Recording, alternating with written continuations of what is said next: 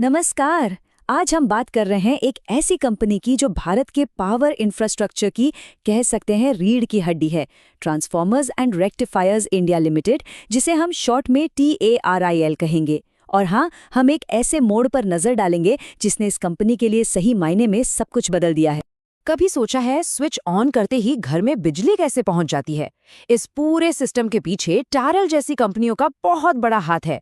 ये वो विशाल ट्रांसफार्मर और उपकरण बनाते हैं जो पावर प्लांट से हमारे घरों तक बिजली को सही तरीके से और कुशलता से पहुंचाते हैं। तो आज हम क्या-क्या समझने वाले हैं? सबसे पहले हम तारिल को जानेंगे कि ये कंपनी असल में करती क्या है। फिर हम देखेंगे कि इसके हाल के नतीजे इतने जबरदस्त क्यों रहे हैं और इन नतीजों के पीछे की रणनीति क्या है। और हाँ, भविष्य के लिए इनके क्या बड़े प्लान्स हैं, उस पर भी बात करेंगे। तो चलिए शुरू करते हैं एकदम बेसिक से। आखिर ये कंपनी बनाती क्या है और इसके ग्राहक कौन हैं?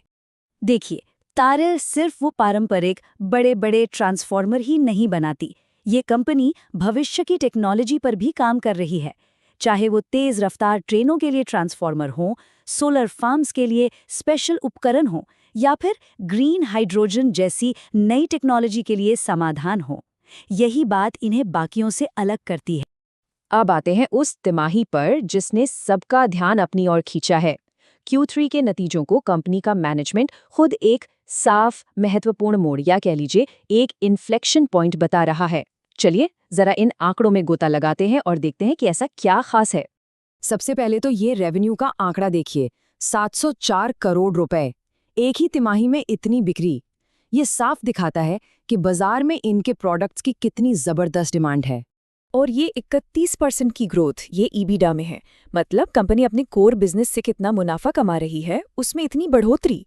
इसका मतलब है कि कंपनी सिर्फ ज्यादा बेच ही नहीं रही, बल्कि ज्यादा कुशलता से काम भी कर रही है।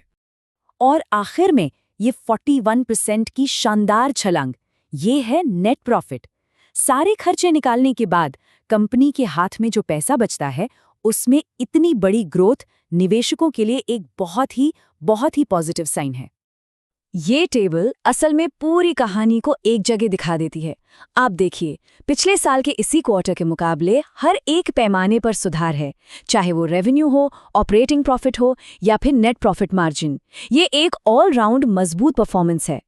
तो सवाल ये उठता है कि ये असाधारण परफॉर्मेंस आई कहाँ से? देखिए, ये कोई तुक्का नहीं था।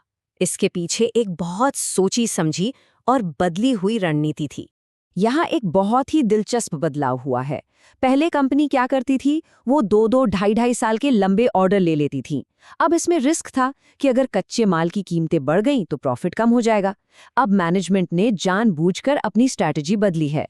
अब वो छोटी अवधि के यानी 18 महीने से कम के लेकिन ज्यादा मुनाफे वाले कॉन्ट्रैक्ट्स पर फोकस कर रहे हैं। इससे उन्हें कीमतों पर बेहतर कंट्रोल मिला और रिस्क भी कम हो गया। और ये बात हम नहीं कह रहे हैं, ये कंपनी के MD और CEO सत्येन ममतोरा के अपने शब्द हैं। उन्होंने साफ-साफ कहा कि वो जानबूझकर अपनी ऑर्डर बुक को 18 महीने से ज्यादा नहीं बढ़ने दे रहे हैं। यही अनुशासन उनकी हालिया सफलता का एक बड़ा राज है। तो ये तो हुई अब तक की बात, लेकिन भविष्य के लिए तारिल की क्या तैयारी है? यहाँ 2 बड़े पिलर्स हैं। एक, अपनी प्रोडक्शन कैपेसिटी को बड़े पैमाने पर बढ़ाना, और दूसरा, सप्लाई चेन के लिए आत्मनिर्भर बनना। जरा इनके भविष्य के प्लान्स का स्केल देखिए।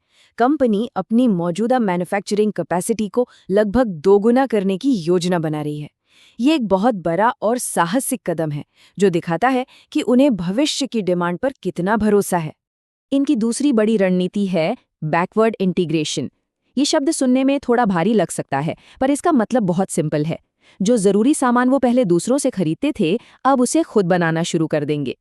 इससे सप्लायर्स पर निर्भरता कम होती है, लागत पर कंट्रोल आता है और प्रॉफिट मार्जिन में भी सुधार होता है। और ये सिर्फ एक आइडिया नहीं है, इसका पूरा रोड मैप तैयार है। स्टेप बाय स्टेप, एक-एक करके जरूरी कंपोनेंट्स को इन हाउस बनाने का काम शुरू हो जाएगा। इससे बाहरी सप्लायर्स पर इनकी निर्भरता काफी कम हो जाएगी। अच्छा, हर कहानी के 2 पहलू होते हैं, है ना?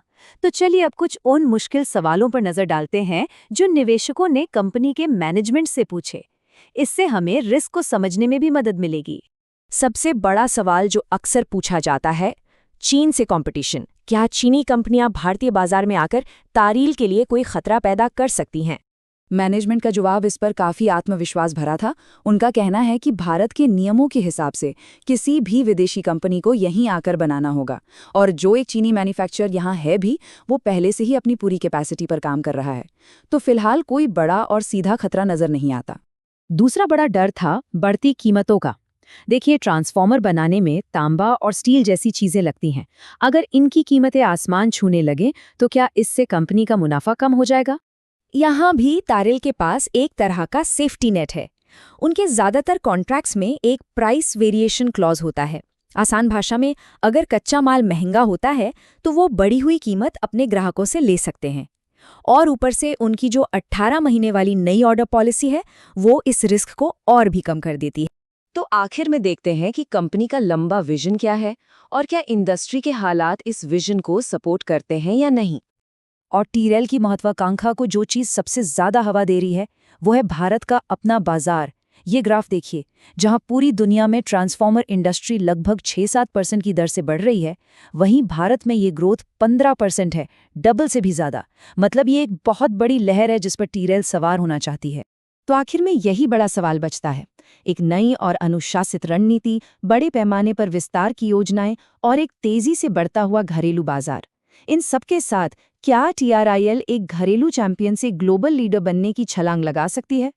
ये वो सवाल है जिस पर निवेशकों और इंडस्ट्री पर नजर रखने वालों की निगाहें आने वाले सालों में टिकी रहेंगी।